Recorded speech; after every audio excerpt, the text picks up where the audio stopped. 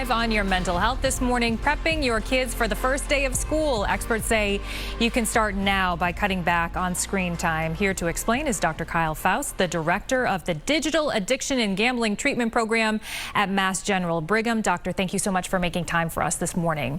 As you know, thank you. Many families relax the rules during the summertime. Do you think that's a problem?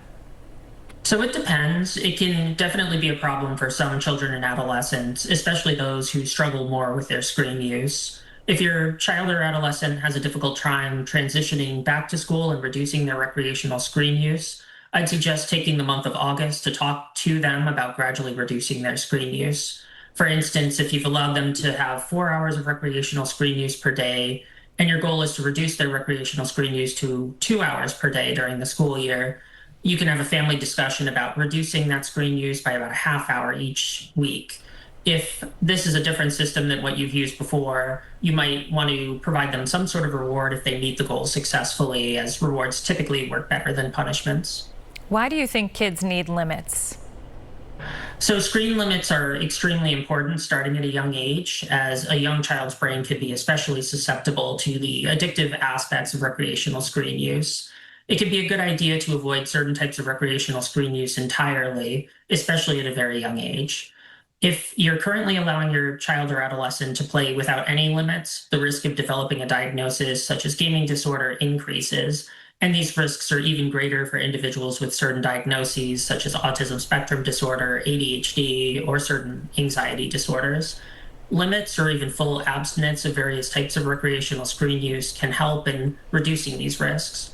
Without any limits, some children and adolescents would spend the vast majority of their time gaming on social media or on video sharing platforms. And it can be very difficult for some children and to get some children and adolescents to adhere to limits or abstain from some types of recreational screen use. And working with a psychologist or therapist can be helpful in developing and setting those screen limits successfully if you're having a particularly hard time getting your child or adolescent to adhere to limits. You're kind of alluding to it right now, but we know some children get really emotional, even angry about turning off the TV or putting their device away. What's the most effective way for a parent to respond to that? And is there just a best approach to doing that in the first place, turning things off? Yeah, good question. So it's usually far more effective to talk with your kids about consistent guidelines that you want to set with them about their recreational screen use, so that they know what your expectations are. Some of the worst blow-ups happen when parents get fed up with their kids' screen use and take it away unexpectedly or without any sort of explanation. If you set clear and consistent guidelines and try to work together with your kids in setting guidelines that the entire family can follow, your kid is less likely to feel like they're being treated unfairly, especially if the consequence of breaking guidelines is also discussed in advance.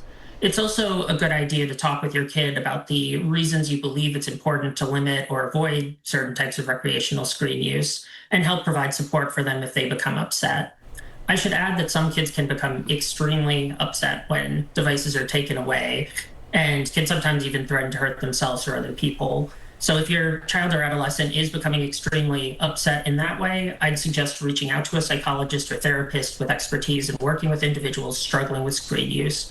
And if you believe there's a serious chance your child or adolescent might harm themselves or someone else, I'd also suggest reaching out to a mobile crisis intervention team, which is a free service you can find if you Google mobile crisis intervention in Massachusetts.